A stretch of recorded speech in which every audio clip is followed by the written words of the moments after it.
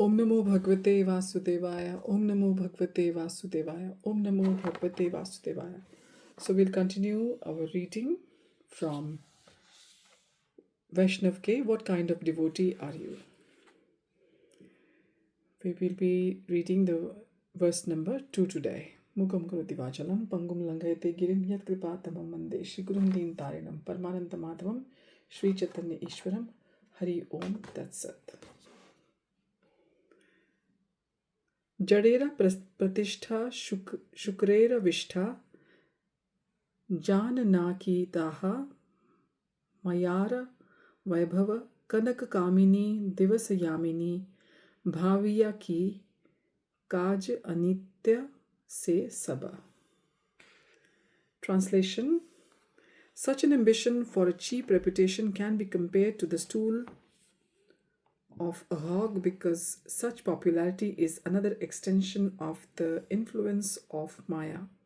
My dear mind, while making a show of chanting the Hare Krishna Mahamantra in a solitary place, you are simply meditating day and night about enjoying beautiful women and accumulating more wealth.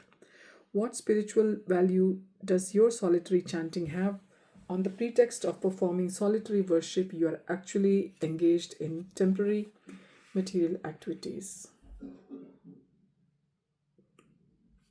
So let's go through the purport.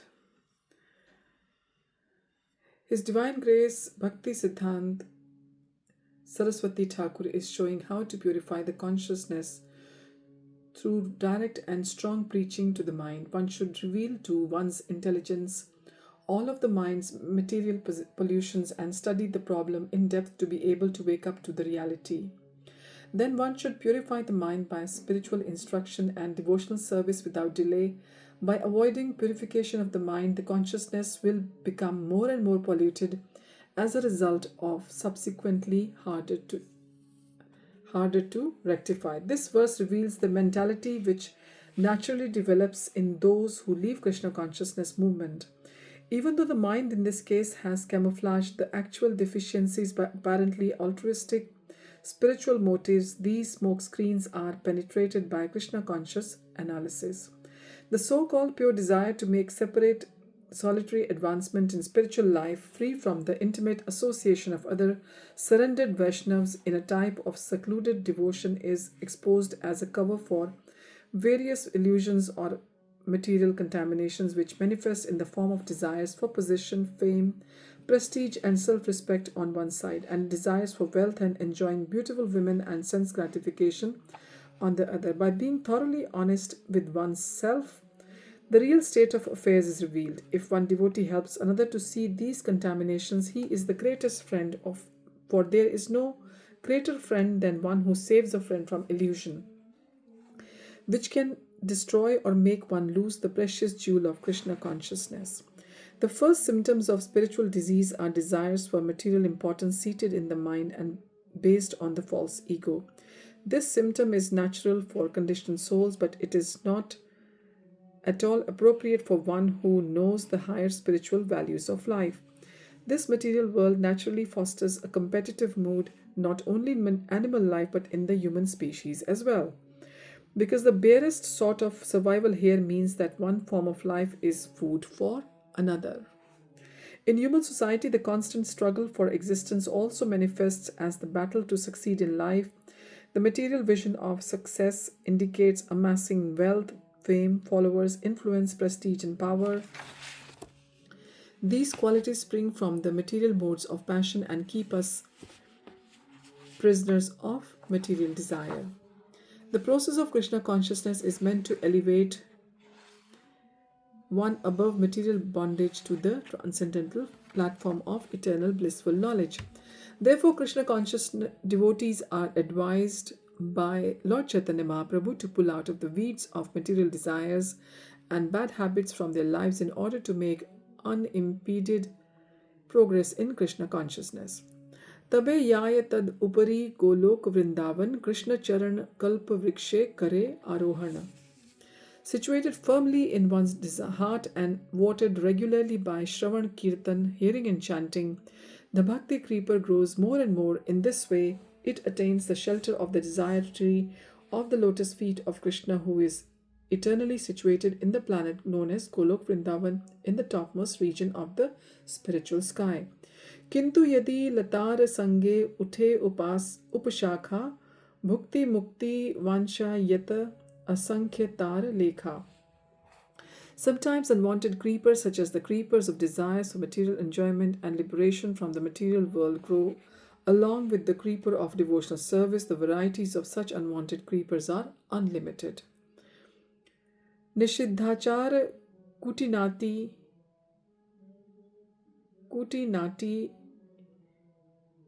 jiva himsana labh puja pratishtadi yat upashakha gana. Some unnecessary creepers growing with the bhakti creepers are the creepers of behavior unacceptable for those trying to attain perfection, diplomatic endeavors, animal killing, mundane profiteering, mundane adoration, and mundane importance. All these are unwanted and potentially deadly creepers. Seka jala pana upashakha badiyaya stabda hena Mula Shakha Badite na Paya. If one does not distinguish between the Bhakti Lata creeper and the other noxious creepers, the sprinkling of water is misused because the other creepers are nourished while the Bhakti Lata creeper's growth is curtailed. Prathame Upshakhar Karaye Chedan Tabe Mula Shakha Badi Yaya Vrindavan.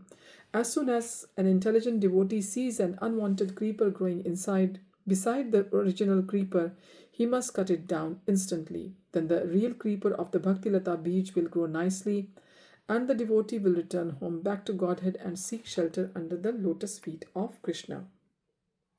This is from Chaitanya Charitamrita Madhya Leela, chapter 19, verse 154 and verse 158 to 161. Therefore, the Krishna conscious devotee abandons all desires and attachments to possessing personal fame, influence, power, prestige, followers, and sense gratification. He fixes his mind on the transcendental, understanding that he is the eternal servant of the servant of Lord Krishna, the Supreme Personality of Godhead. The devotee constantly tries to purify the mind of material contaminations, even the faint aroma of materialistic mentalities. That is the qualifications of a pure devotee. To be able to distinguish between a Krishna conscious and materialistic mentality, this is explained by Srila Prabhupada as follows. All these obstructions have been described in this verse as unwanted creepers. They simply present obstacles for the real creeper Bhakti Lata. One should be very careful to avoid all these unwanted things.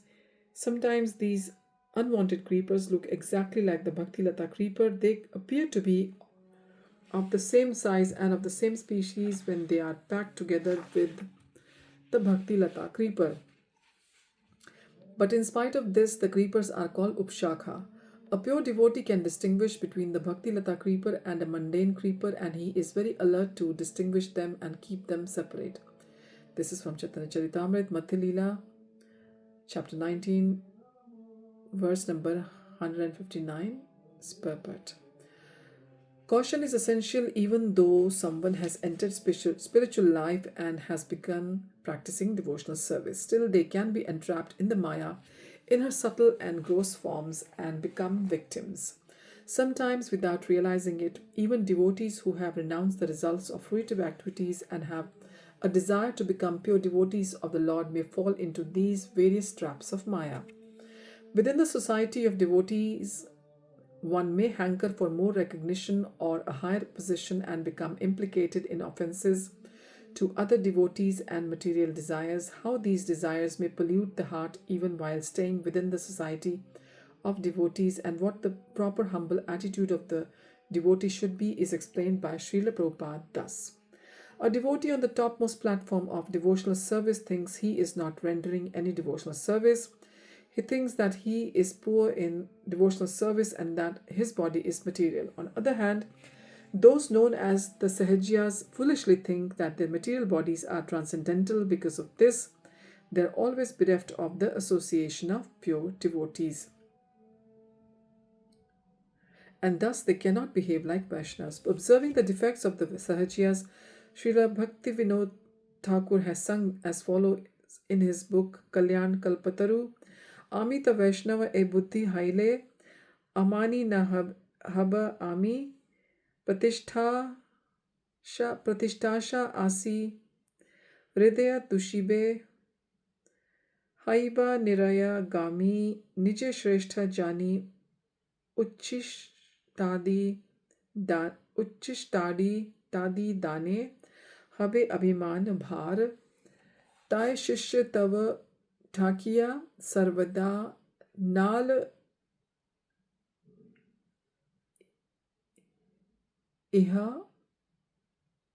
इबा पूजा करा. If I think I am a Vaishnav, I shall look forward to receiving respect from others, and if the desire for fame and reputation pollutes my heart, certainly I shall go to hell by giving others the remnants of my food. I shall consider myself superior and shall be burdened with the weight of the false pride. Therefore, always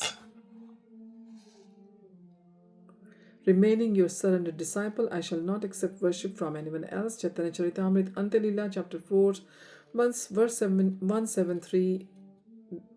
This is the purport of that verse. Srila Krishnadas Kaviraj Goswami writes in Chaitanya Charitamrita, Antelila, chapter 20, verse 28, Premera Swabhav, Yaha Premera Sambandh, Sei Mane Krishne More Nahi Prem Gandh.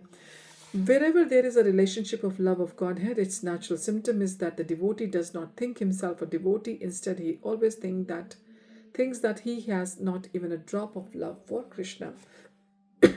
Excuse me. A devotee must beware of the above-mentioned pitfalls to protect his spiritual progress. One may even fall down to gross envy and greed, lusting after another devotee's spiritual position in devotional service. One may think, why does he have the responsibility? Why don't I have it? I'm as good as he is, or better. I cannot tolerate this any longer. With this mentality, it is easy for one to unnecessarily criticize devotees and to leave the association of devotees compelled by material envy, lust, and greed. Thus one falls into illusion and forgets the orders of the spiritual master. His Divine Grace A.C. Bhaktivedanta Swami Prabhupada warns about the dangers of prematurely leaving the association of devotees for solitary practice of Krishna consciousness, even in the holy dham of Vrindavan. The following quotation refers to the present verse in Vaisnava Ke as a warning against these dangers in Krishna consciousness. One who goes prematurely to Vrindavan to live in pursuance of the instructions of Shukadev Goswami never falls victim to Maya, even while residing in Vrindavan. To check such unauthorized residence in Vrindavan, Srila Bhakti Siddhanta Saraswati Thakur has sung a nice song in this connection, the purport of which is as follows. My dear mind, why are you so proud of being a Vaishnav? Your solitary worship and chanting of the holy name of the Lord are based on the desire for cheap popularity, and therefore your chanting of the holy name is only pretension. Such an ambition for a cheap reputation can be compared to the stool of a hog, because such popularity is another extension of the influence of Maya. This is from the Krishna book, The Personality of Godhead, chapter number 90. Due to envy, the living entity falls down from the spiritual world into the material world. 5 of the 6 vices, namely lust, greed, anger, madness, and illusion, can be dovetailed in devotional service. But the 6th vice, namely envy, cannot. Envy has nothing to do with bhakti and cannot be utilized in devotional service. Rather, devotional service is the process of eradicating all envy and material desire from the heart and fixing the pure consciousness in a spiritual service attitude to the Supreme Lord. Thus one desires and mentality becomes one with the Lord's, and in complete harmony with his desires. Entering into devotional service in the association of devotees marks the beginning of one's devotional life. Even after one has renounced the desire for accumulation of wealth and enjoying sense gratification and women, the subtle desires for fame, adoration, distinction, and followers prove to be a formidable hurdle, and one must cross over to reach perfection. Even in the association of devotees, the uncontrolled mind may mislead one into feeling envy for fellow devotees who are possessing positions of greater responsibility. Driven by envy and greed, one may endeavor to enhance his external position in devotional service and fall into unnecessarily criticizing fellow devotees even though there are unlimited opportunities for devotional service. The materially infected mind may become restless and adopt an envious attitude, failing to see good qualities in devotees holding a superior position of responsibility. All these pitfalls have been warned against, and all devotees aspiring perfection should be careful to avoid these pitfalls. A pure devotee is careful not to lose his concentration in Krishna consciousness. Constantly depending on Krishna and the spiritual master, the devotee engages himself in unbroken, unmotivated devotional service, which forms the basis for achieving love for Krishna. There is no higher duty. This is confirmed in the Srimad Bhagavatam, 1st Canto, Chapter 2, Verse 6. Savai pumsam paro dharmo yato bhaktir adhokshaje ahetuki apratihata yayatma suprasidati. The translation of this verse goes like this: the supreme occupation or the dharma for all humanity is that by which men can attain to loving devotional service unto the transcendent Lord. Such devotional service must be unmotivated and uninterrupted to completely satisfy the self. Purport goes like this: but devotional service to the Supreme Lord, which leads one to eternal, blissful, and all cognizant life, is called the superior quality of occupation.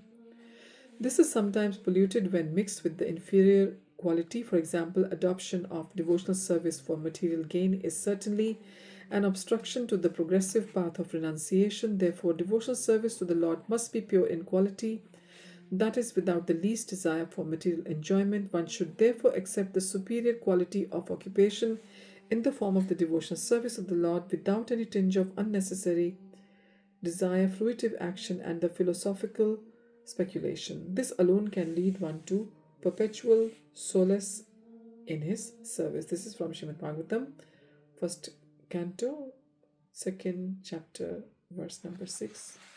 This was the purport.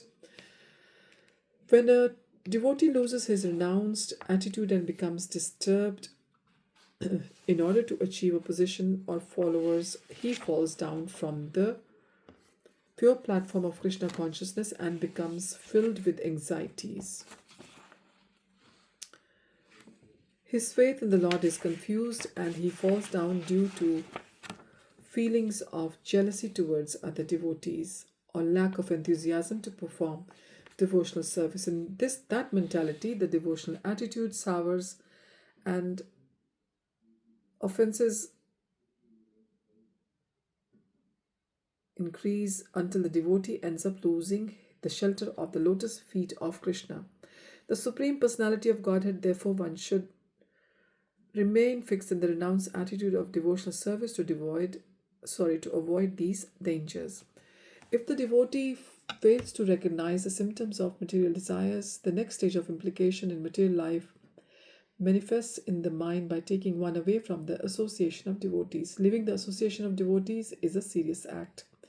Even if the intelligence might have been trained to a certain extent to avoid this type of fall down, the mind is expert in presenting apparently Krishna conscious reasons for living separately. One foolishly thinks that by being independent of the strict association of the Krishna conscious society, one may be more peaceful in devotional service or somehow be free to act on one's material motives, which were otherwise unfulfilled due to Krishna conscious association. At this time, it is convenient to find fault in one's spiritual authorities in order to have a rationale for leaving their authorized association for one's separate program. All these actions are condemned in this verse as nothing but different manifestations of pratishtha, the dangerous upashakha or undesirable creeper of ambitions for cheap reputation, followers, fame, and sense gratification. Lord Chaitanya Mahaprabhu cautioned devotees in his teachings to Rupa Goswami, as mentioned above, against this treacherous weed. So the translation.